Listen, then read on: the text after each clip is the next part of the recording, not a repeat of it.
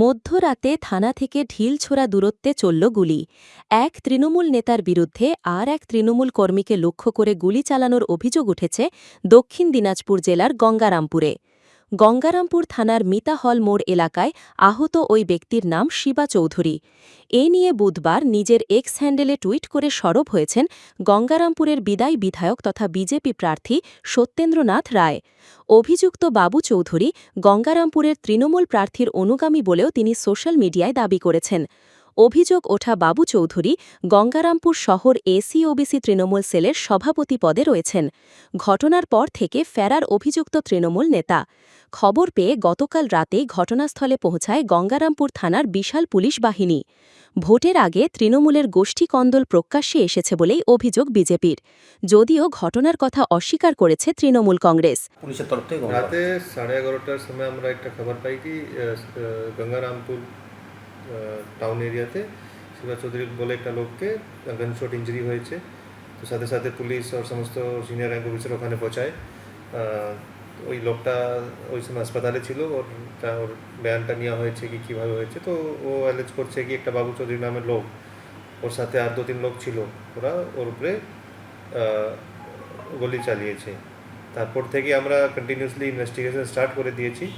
আর আজকে সকালে এখনই আমরা কমপ্লেন পেয়েছি, তো যে কমপ্লেন বেসিসে যে অ্যাপ্রোপ্রিয়েট সেকশনে কেস করা হচ্ছে, তারপরে ইনভেস্টিগেশন আমরা রাখছি, চলছি। ঠিক আছে, দেখেন আমি আপনাকে বললাম আমি খোঁজখবর নিচ্ছি। আমাদের গঙ্গারামপুরের নেতৃত্ব আছে, গঙ্গারামপুর টাউন প্রেসিডেন্ট আছে, গঙ্গারামপুরে আমাদের প্রার্থী আছে। আমি তাদের সঙ্গে একটু কথা বলে জানার চেষ্টা করি।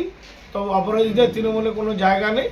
আমরা আগে ঘটনাটা পুঙ্খানুপুঙ্খ জেনে তারপরে আমি নেতৃত্বের সঙ্গে কথা বলে একটা ব্যবস্থা করা হবে। অবশ্যই যদি ঘটনা সত্য হয়ে থাকে তাহলে আইন তার নিজের পথে চলবে এবং এখানে তৃণমূল কংগ্রেস কোনো বাধা দানের চেষ্টা করবে না। কিন্তু আমাকে সবার আগে জানতে হবে আমাদের গঙ্গারামপুরের প্রার্থী আছে, আমার গঙ্গারামপুরের টাউন প্রেসিডেন্ট আছে, ওয়ার্ড প্রেসিডেন্টরা আছে। তাদের কাছ থেকে আমি ঘটনার পুঙ্খানুপুঙ্খ বিবরণ শুনে নেই, জেনে নেই। তারপরে আমি নেতৃত্বের সঙ্গে উচ্চ নেতৃত্বের সঙ্গে কথা বলে একদম যথাযথ ব্যবস্থা নেওয়া হবে।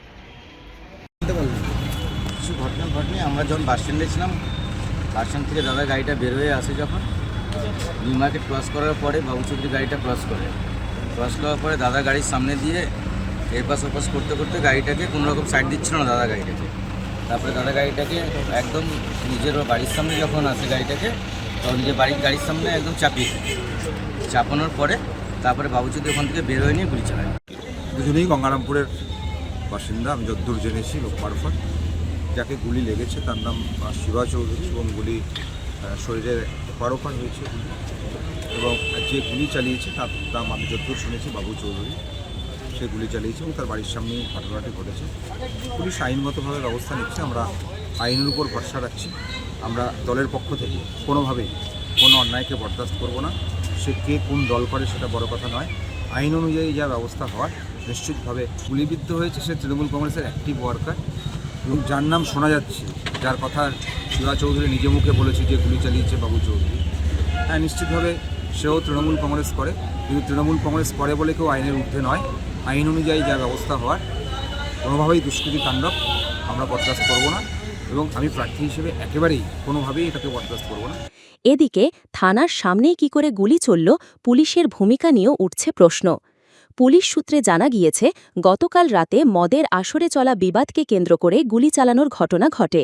যদিও আহতের পরিবারের অভিযোগ, গতকাল রাতে শিবা চৌধুরী নিজের গাড়িতে চেপে বাড়ি ফিরছিলেন। সেই সময় বাবু চৌধুরী ও তার লোকেরা থানার সামনেই গাড়ি আটকে শিবা চৌধুরীকে লক্ষ্য করে গুলি চালায়। ঘটনায় শিবা চৌধুরীর পেটে গুলি লাগে। রক্তাক্ত অবস্থায় তাকে স্থানীয়রা উদ্ধার করে হাসপাতালে নিয়ে যায়। এই ঘটনায় বাবু চৌধুরীর পাশাপাশি আরও বেশ কয়েকজনের নাম এসেছে। তারাও ফেরার রয়েছে। তাদের নাম বলতে চায়নি পুলিশ। গঙ্গারামপুর থানার পুলিশ পুরো ঘটনার তদন্ত শুরু করেছে। এদিকে খবর পেয়ে বুধবার সকালে হাসপাতালে যান গঙ্গারামপুরের তৃণমূল প্রার্থী গৌতম দাস।